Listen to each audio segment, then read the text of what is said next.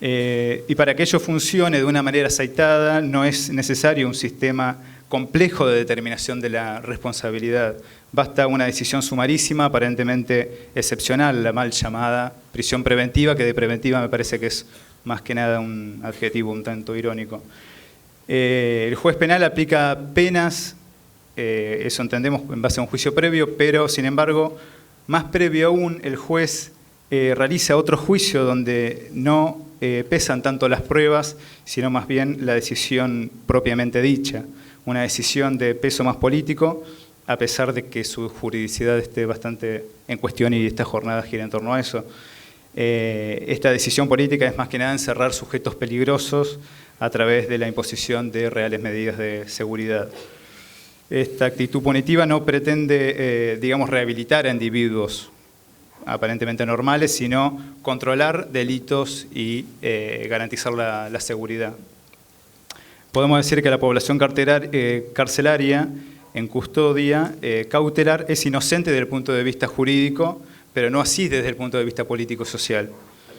De esta forma, la prisión preventiva plantea un análisis interesante sobre la funcionalidad de la lógica de la política del Estado en materia de control de poblaciones, la peligrosidad de ciertos sujetos que son señalados como presuntos autores de delito, que se les presume su culpabilidad a lo Kafka, digamos, ¿no? En la colonia penitenciaria.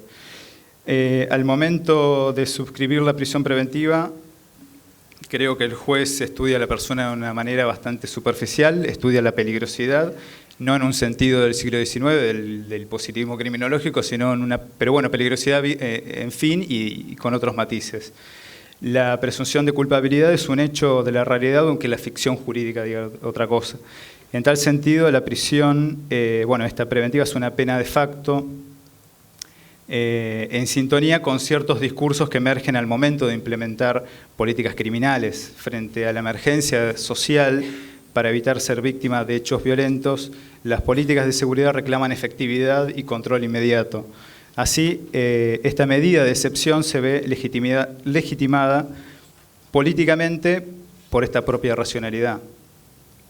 Cuando hablamos de población peligrosa lo hago en el sentido que lo han hecho dos autores norteamericanos, Malcolm Philly y Jonathan Simon, en un artículo ya que tiene unos años, de la década del 90, que habla de población permanentemente marginal, sin capacidad y sin esperanza, un segmento patológico de la sociedad que se perpetúa a sí misma y que no es integrable en el todo, ni siquiera como una bolsa de reserva laboral. Son grupos que se refieren a los que emergen en la década del 70, 80, más que nada los desempleados y en su mayoría los jóvenes.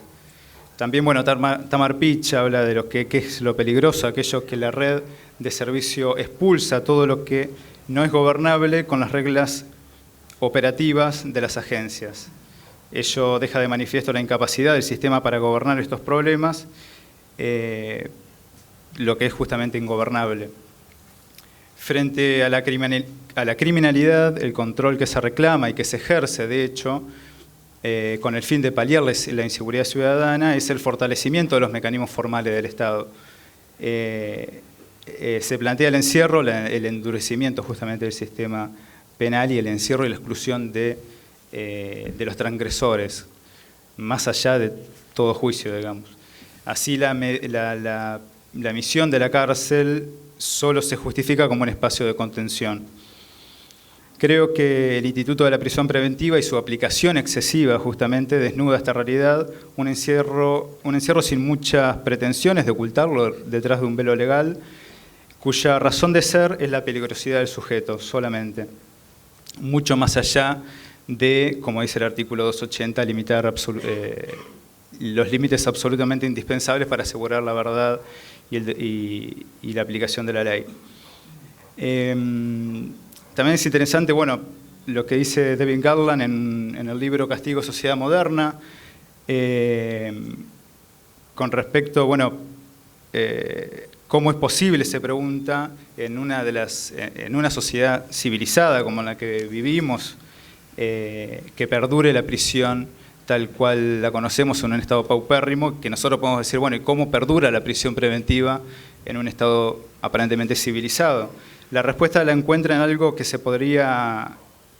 lo podríamos estimar como incuestionable desde el punto de vista de una opinión media.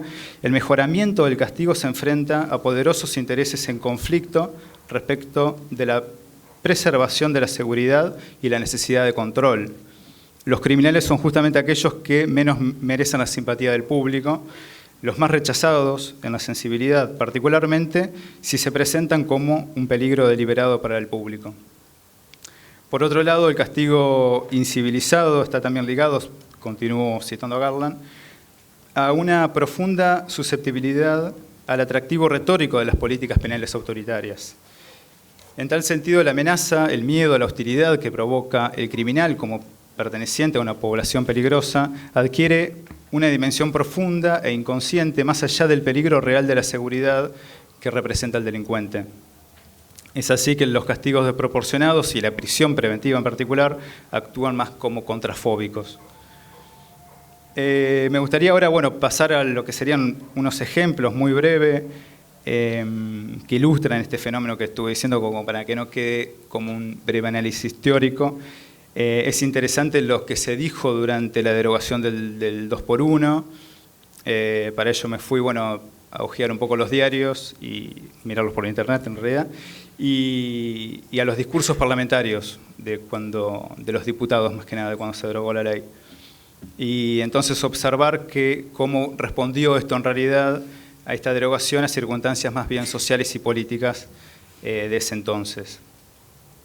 Es interesante lo que dice un diputado justamente en el momento, en marzo del 2001, cuando se estaba tratando los proyectos de ley, cuando se refiere a los delincuentes.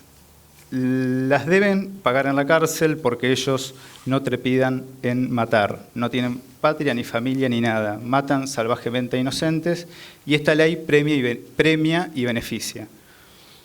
Un dato de color también, es interesante que uno de los principales impulsores de la ley fue el entonces gobernador de la provincia de Buenos Aires, Rucauf, que venía planteando en entrevistas y también en discursos la derogación de la ley del 2x1 ya desde principio del año 2000, un año y medio antes de la derogación.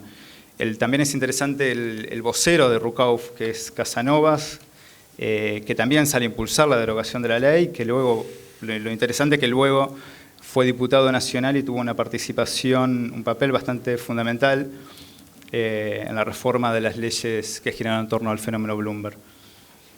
En los diarios durante el 2000 y hasta principios del 2001 se publicaron noticias donde se señalaba que ciertos delincuentes se habían delinquido cumpliendo el beneficio de la libertad transitoria gracias a la ley del 2x1. Explicaban que la ley se dictó en los 90 más bien como para quedar bien con algunos organismos internacionales, pero se decía que la cuestión está en que incide directamente en la inseguridad que sufrimos todos. Lo real es que se suelta gente que nadie controla.